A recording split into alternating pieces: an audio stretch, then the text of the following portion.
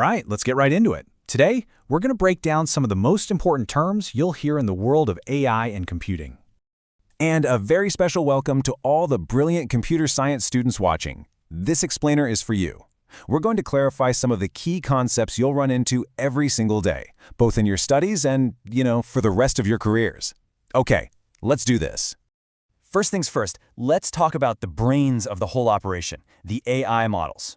This is the core, the engine. It's where all the thinking, learning, and generation really happens. So at the very top, we've got the big one, artificial intelligence, AI. Now, this isn't just one single thing. Think of it as this massive overarching field with one incredibly ambitious goal: to build machines that can think, reason, and learn in ways that we associate with human intelligence. Okay, let's zoom in a little. You hear this acronym all the time, LLM. It stands for Large Language Model. These are a really specific and, frankly, unbelievably powerful type of AI. What's their secret? Well, they're trained on just unimaginable amounts of text data. And because of that, they get incredibly good at understanding context, nuance, and generating language that sounds spookily human. And you have definitely used these, probably even today. Models like GPT, Gemini, Perplexity, or even coding assistants like Copilot. Yep, those are all LLMs in action. And they are completely changing how we write, how we do research, and even how we code. Now, when it comes to actually making these models, there are sort of two main philosophies. On one side, you have open source models. That means the code, the architecture, it's all public. Anyone can see it, work on it, which is awesome for collaboration. On the other side, you have closed systems. These are proprietary, meaning one company controls them completely. And this choice, open versus closed, has huge implications for everything from who gets to innovate to how secure these systems are. So you've got this giant model that knows a little bit about everything, right? It's a generalist. But what if you need it to be a super specialist in something specific, like legal documents or medical research? Well, that's where fine-tuning comes in. It's this really cool process where you take that big pre-trained model and give it some extra training on a smaller focused dataset to turn it into an expert. Okay, so if the models are the brains, then they need a seriously powerful body to run on. So let's shift gears and talk about the hardware that makes all this possible. All this AI magic doesn't just happen in some abstract cloud. No way. It happens in very real, very physical places called data centers. These are just enormous facilities packed to the gills with high-performance computers, we call them servers, that are just grinding away on AI workloads 24/7. And inside those servers, that's where you find the real heart of the beast, advanced chips. And these are not your standard computer processors. They're specialized semiconductors built from the ground up to handle the insane math that AI requires.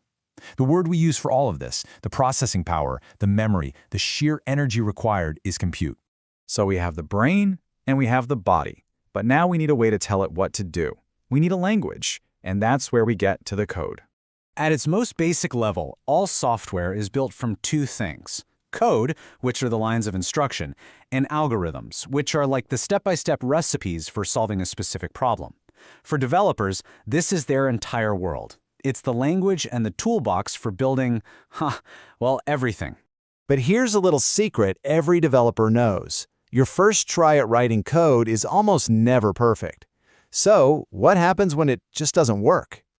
This brings us to one of the most important skills in all of computer science: debugging. It's basically detective work. It's that careful, sometimes super frustrating, but always necessary process of hunting down and fixing errors, or, as we call them, bugs, to get the software working the way it's supposed to. Okay, so we've built our system, we've debugged it, but it's not living in a bubble. It's out there in a world full of threats. That means we need a shield. Let's talk about security. Look, our digital world is constantly under threat from cyber attacks. These are basically malicious attempts to break things, disrupt systems, or steal data.